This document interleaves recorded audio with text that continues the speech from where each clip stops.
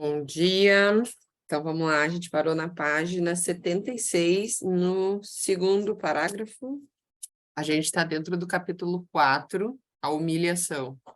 A gente parou ali quando a mãe ali confessou que, mesmo quando os filhos, o marido estava vendo TV, ela ficava de pé ali, não se dava o direito de sentar e assistir um programa na TV. Ela para um pouco ao lado deles e presta atenção. Quando gosta do programa, fica de pé assistindo. Não se permite nem se sentar, pois, segundo ela, ficaria com preguiça, e isso não faria dela uma boa mãe. O senso do dever é muito importante para as pessoas masoquistas. Muitas vezes, o masoquista é o intermediário entre outras duas pessoas. Serve de amortecedor, o que é uma razão para criar uma boa camada protetora para si. A mãe masoquista intervirá, por exemplo, nas questões entre o pai ou o professor e as crianças, em vez de lhe ensinar a assumir suas responsabilidades. No trabalho, masoquista escolhe um cargo em que vê obrigado a intervir por conciliar tudo e deixar todos satisfeitos. Sem assumir um papel assim, ele sentirá vergonha de não fazer nada pela felicidade dos outros. É possível ver no corpo do masoquista quando ele está sobrecarregado. Ele sente dores na coluna e nos ombros arqueados. Podemos também perceber em seu corpo em que momento ele não consegue mais lidar com determinada situação. Temos a impressão de que sua pele está repuxando ao máximo, que não há mais espaço, que ele está comprimido. Isso acontece com você?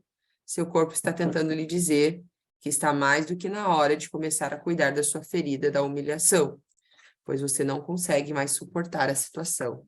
Ao contrário de que se poderia pensar, a aparência é importante para as pessoas masoquistas. Basta ver a maneira como algumas se vestem.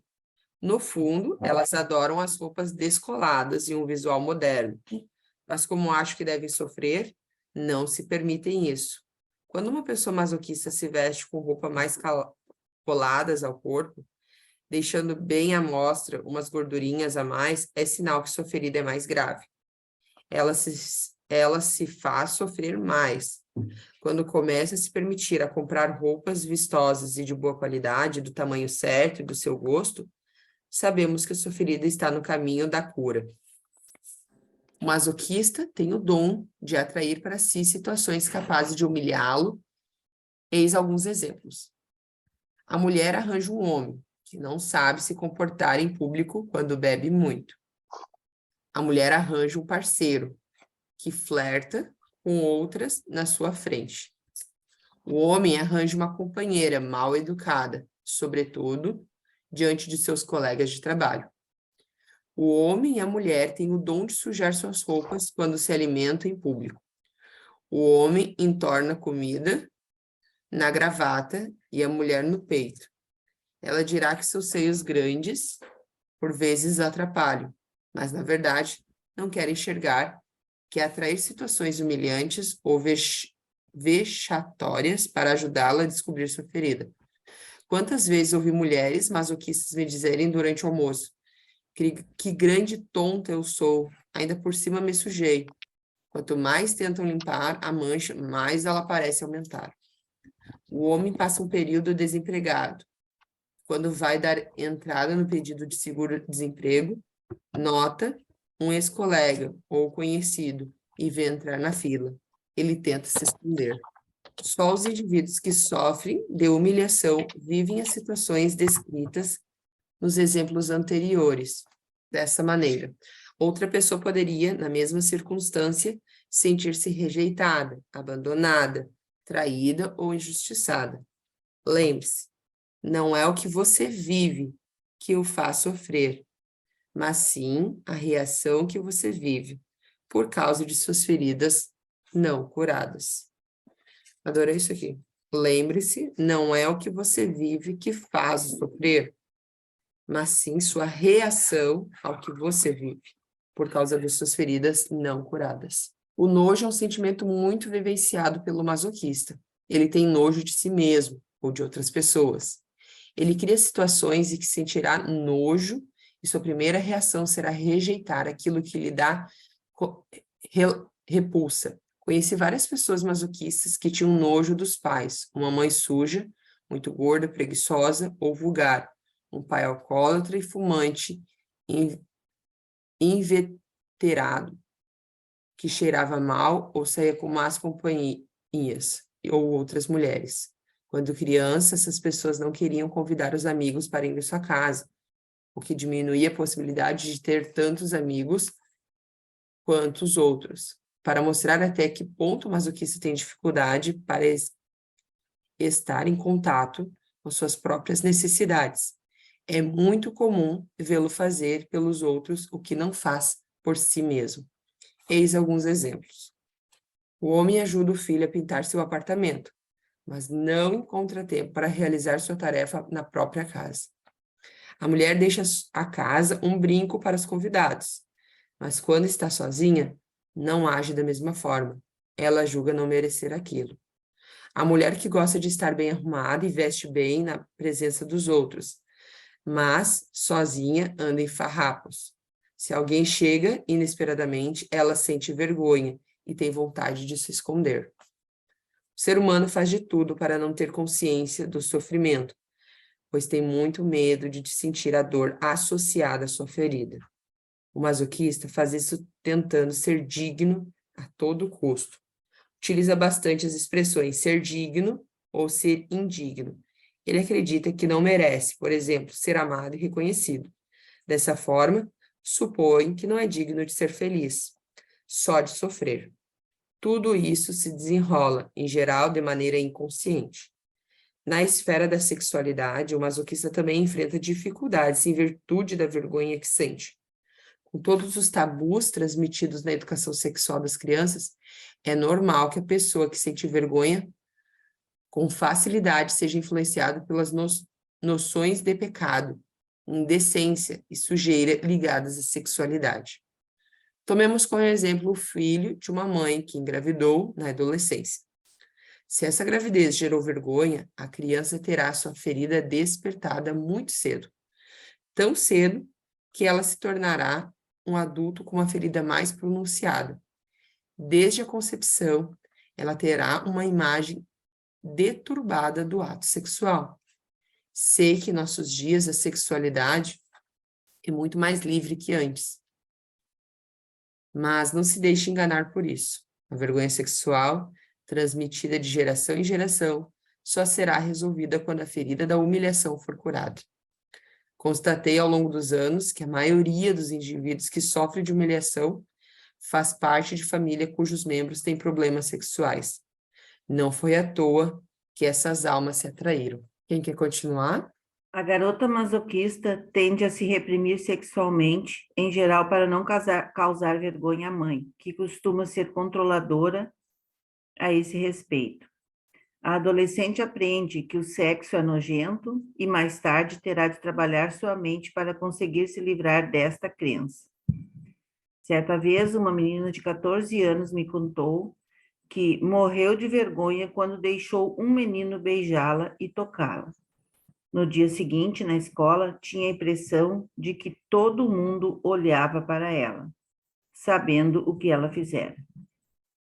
Quantas adolescentes se sentem humilhadas no momento da chegada da primeira menstruação e do despontar dos seios?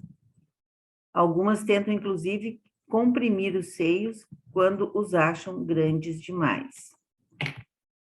O garoto adolescente masoquista sente-se igualmente controlado no nível sexual. Morre de medo de ser surpreendido se masturbando.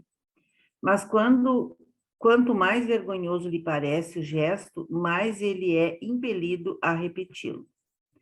Atrairá, assim, situações humilhantes e vergonhosas com seus pais e amigos na esfera sexual. A humilhação é mais forte, em geral, entre mães e filhas. Se uma pessoa acha o sexo vergonhoso e sujo, tende a atrair o assédio e os abusos, sobretudo durante a infância e a adolescência. Sentirá tanta vergonha que não ousará falar disso com ninguém. Várias mulheres do tipo masoquista me contaram que, após reunirem toda a coragem para dizer às mães que estavam sofrendo assédio ou incesto, ouviram em resposta coisas como: a culpa é sua, você que é sexy demais, quem manda provocar? Ou, com certeza, você fez alguma coisa para isso acontecer. Esse tipo de reação materna só faz intensificar o sentimento de humilhação, vergonha e culpa da filha. Quando uma mulher adota uma grande proteção sob forma de excesso de gordura em torno dos quadris, nádegas e barriga, ou seja, na região sexual, podemos presumir um medo com relação à sexualidade, causado pelos abusos de que foi vítima. Não surpreende ver tantas meninas adolescentes e cada vez mais meninos começarem a engordar no momento em que o impulso sexual se manifesta com mais intensidade. É um bom método para não serem desejáveis, não serem assediados e inconscientemente se privarem do prazer sexual. Muitas mulheres já me disseram: se eu tivesse um corpo bonito e magro, eu seria sexy demais e talvez enganasse meu marido. Ou eu me vestiria mais sexy e meu marido teria ciúmes. Constatei que a maioria das pessoas gordas, homens e mulheres, são muito sensuais. As pessoas masoquistas não são apenas sensuais, mas são sexuais. Fariam amor com frequência se fossem capazes de dedicar um tempo a reconhecer suas verdadeiras necessidades nesse domínio, como em muitos outros, aliás. Ouvi diversas vezes mulheres dizerem que, quando sentem desejo de fazer amor, não ousam comunicar a seus parceiros. É inconcebível, segundo elas, importunar o outro com o seu próprio desejo. O homem masoquista tampouco tem o tipo de vida sexual que deseja, ou é muito tímido frente ao sexo, ou obcecado por ele. Pode ter dificuldades de ereção ou sofrer de ejaculação precoce. Quando uma pessoa masoquista se dá o direito de gostar de sexo e encontra o parceiro com quem poderia se sentir à vontade, ela tem dificuldade de se entregar completamente.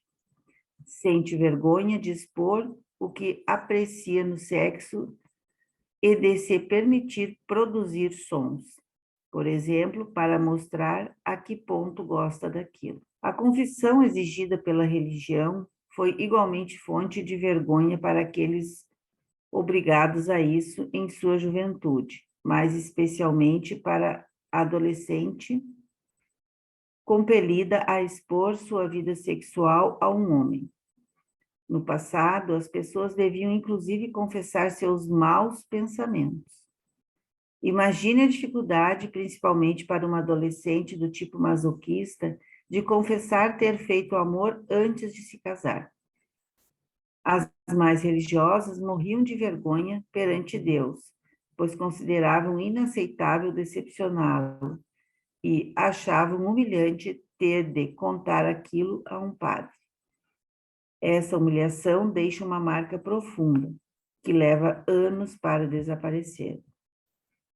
Também é um grande esforço para o homem e a mulher masoquistas despir-se diante de um novo parceiro.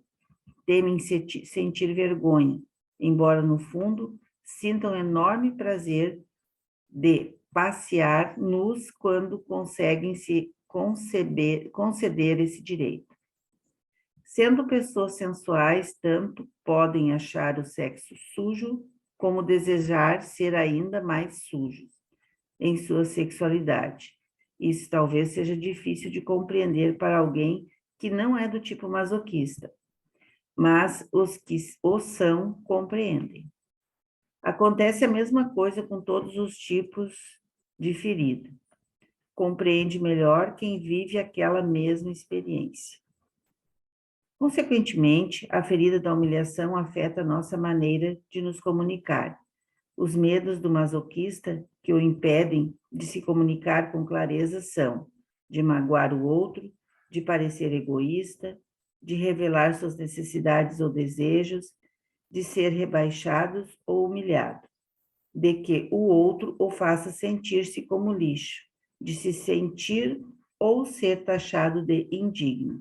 Reconhecer-se nesses medos é um bom meio para descobrir que você não está sendo você mesmo e que é sua ferida da humilhação que prevalece. Em algumas indisposições e doenças que podem se manifestar no masoquista. Eis algumas indisposições e doenças que podem se manifestar no masoquista. Dores na coluna. Dores na coluna e sensação de peso sobre os ombros são muito frequentes, pois ele carrega muito peso nas costas. Sua dor na coluna deve-se principalmente a seu sentimento de falta de liberdade. A base da coluna é afetada quando o mal está ligado às coisas materiais e à parte superior, ao domínio afetivo. Problemas respiratórios. Ele pode sofrer desse problema caso se deixe sufocar pelos problemas dos outros. Problemas físicos. Problemas nas pernas e nos pés, como varizes, entorses e fraturas, são frequentes. Devido ao medo de ficar inválido, ele termina por atrair problemas físicos que o impedem de se mover. Fígado.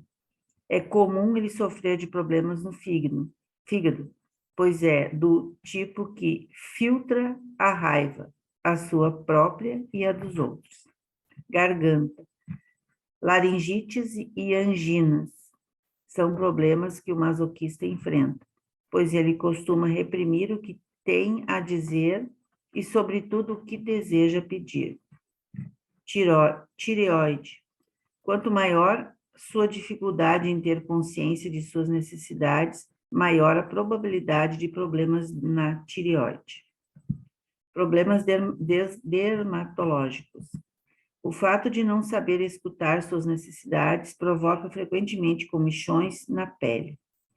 Sabemos que a expressão "isso me dá coceira" significa "tenho muita vontade de", mas o masoquista não se permite isso, uma vez que seria vergonhoso querer se proporcionar prazer. Hipoglicemia e diabetes. Outro problema físico que pude observar nas pessoas masoquistas é o mau funcionamento do pâncreas, o que provoca hipoglicemia e diabetes. Essas doenças se manifestam nas pessoas que têm dificuldade de ter prazer ou nas que o aceitam, mas se sentem culpadas. Problemas cardíacos. O masoquista é predisposto a problemas cardíacos porque não se ama o suficiente. Ele não se julga importante o bastante para desfrutar do prazer. A região do coração, no ser humano, tem um elo direto com a alegria de viver e a capacidade de se proporcionar prazer. Intervenções cirúrgicas. Por causa de sua crença no sofrimento, não é raro ver um masoquista passar por diversas cirurgias. Se você estiver com um ou vários desses problemas físicos, há fortes chances de que eles sejam causados pelo comportamento ligado à sua máscara de masoquista. Essas doenças podem se manifestar em pessoas com outras feridas, mas parecem muito mais comuns nas que sofrem de humilhação. Em relação à alimentação, o masoquista é frequentemente extremista, ou come feito glutão, ou só engole pequenas porções para fingir para si mesmo que não come muito e não sentir vergonha. Em contrapartida, ingere diversas pequenas porções, o que, somado, significa muito. Tem problemas de bulimia, em que comerá às escondidas, sem, no entanto, se dar conta do que está comendo. É do tipo que come de pé, junto à bancada da cozinha, por exemplo. Assim tem a impressão de não ter comido tanto quanto se estivesse se dado o tempo de sentar à mesa. Tem preferências pelos alimentos ricos em gordura. Em geral, sente-se muito ocupado e tem vergonha de comer praticamente qualquer coisa, inclusive o que engorda, como chocolate. Uma participante de uma oficina que ministrei me contou que, quando está na fila do mercado, prestes a pagar, olha todas as bobagens que colocou no carrinho e tem vergonha do que as pessoas em volta podem pensar. Fica convencida de que a consideram uma baleia. O fato de achar que come demais não ajuda a pessoa masoquista a controlar o peso, pois, como se sabe, nossas crenças sempre se realizam. Quanto mais ela pensa em si e se sente culpada por ter comido demais, mais a comida ingerida a faz engordar. Se uma pessoa absorve uma grande quantidade de alimentos e não ganha peso, é porque não tem a mesma atitude interior, a mesma crença. Os cientistas dirão que essas duas pessoas têm um metabolismo diferente. Os indivíduos podem, de fato, ter um metabolismo ou um sistema glandular diferente que pode afetar o corpo físico, mas continuo convencida de que é o sistema de crenças que determina o tipo de metabolismo, de sistema glandular ou de sistema digestivo de uma pessoa, e não o contrário. O masoquista busca recompensa na comida. É sua tábua de salvação, sua maneira de se gratificar. Quando começa a fazer isso por outros meios, sentirá menos necessidade de recorrer ao alimento. Ele não deve se odiar por esse comportamento, pois foi o que o salvou e o ajudou a sobreviver até aqui. Segundo as estatísticas, 98% das pessoas que seguem um regime para emagrecer recuperam o peso perdido. Você já notou que a maioria dos que desejam emagrecer afirma querer perder peso? Ora, é da natureza humana querer recuperar aquilo que perdeu. Eis porque seria preferível dizer eliminar em vez de perder peso. Pude observar que, após diversos regimes, as pessoas que perdem ou recobram peso com muita frequência têm mais dificuldade de tornar a perder e cada vez mais facilidade de ganhar peso. O corpo físico parece cansar-se do trabalho exigido. É preferível aceitar seu corpo e trabalhar a ferida da humilhação, tal como indicado no último capítulo deste livro. Para se tornar mais consciente de sua ferida da humilhação, o masoquista deve compreender a que ponto tem vergonha de si mesmo ou das outras pessoas. Além disso, deve reconhecer todas as ocasiões em que se humilhou ou se considerou indigno. Como ele costuma ser radical, a princípio não enxerga as situações vexatórias, mas logo admite várias delas. Quando isso acontece, sua primeira reação é ficar em choque, mas depois acha graça. É o início da cura. Se você se reconhece na ferida da humilhação, lembre-se de que precisa trabalhar mais no nível da alma, libertando-se do sentimento de humilhação. Se você trabalha apenas no nível físico, controlando-se o tempo todo para não engordar ou para emagrecer, não está em harmonia com o seu plano de vida e deverá reencarnar num novo corpo, talvez ainda mais gordo. Enquanto estiver aqui, é mais sensato planejar, libertar sua alma do que controlar seu corpo. É importante saber que sua mãe ou seu pai também vivem a ferida da humilhação.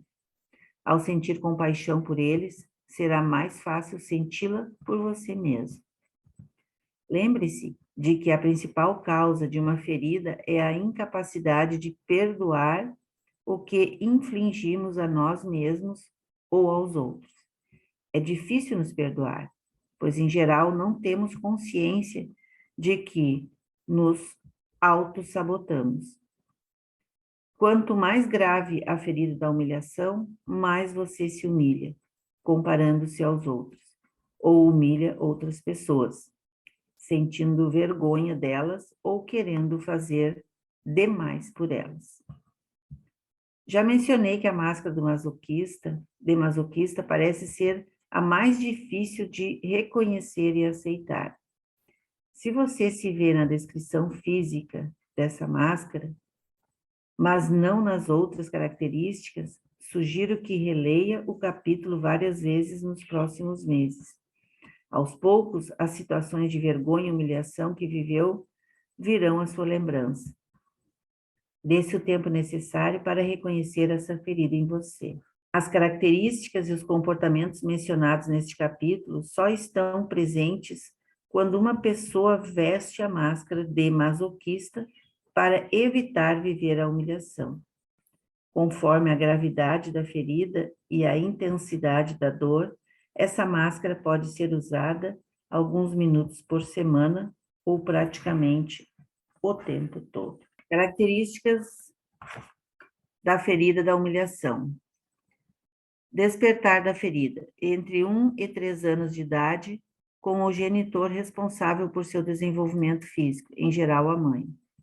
Falta de liberdade, sentir-se humilhado pelo controle desse genitor. Máscara, masoquista.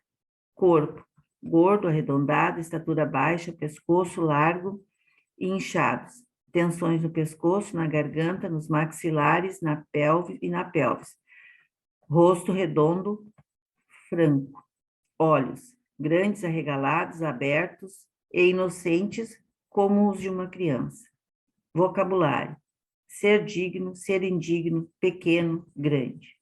Caráter: sente vergonha de si mesmo e dos outros ou medo de causar vergonha.